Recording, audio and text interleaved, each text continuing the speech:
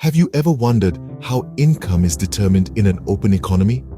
It's a complex web of factors, but once we break it down, it's not as intimidating as it might seem. In an open economy, a nation engages in international trade. This means that it exports and imports goods and services, which influences the overall economic activity. Think of an open economy as a bustling marketplace where goods and services flow freely across borders. Output. Let's imagine an economy composed of four sectors: households, businesses, the government, and the foreign sector. Each of these sectors contributes to the economy in different ways.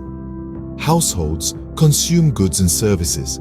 Businesses invest in various ventures. The government spends money on public goods and services, and the foreign sector engages in trade. This trade is reflected in our economy through exports and imports. When we talk about exports, we mean goods and services produced locally and sold overseas. Imports, on the other hand, are goods and services produced abroad and purchased by our residents. Now, let's consider how these factors come together to determine income. In an open economy, aggregate demand, which is the total demand for goods and services within the economy, includes exports.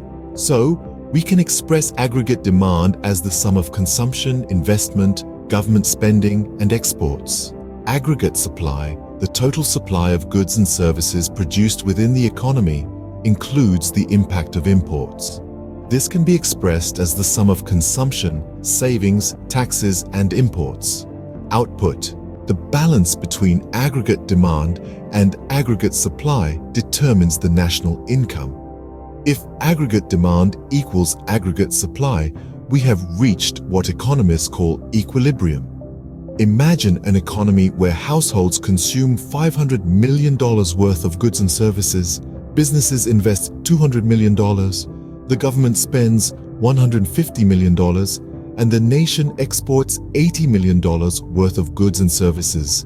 Aggregate demand would be the sum of these figures. On the other hand, if households save $200 million, the government collects $100 million in taxes, and the nation imports $70 million worth of goods and services. Aggregate supply would be calculated accordingly. The equilibrium condition involves solving for the national income where aggregate demand equals aggregate supply.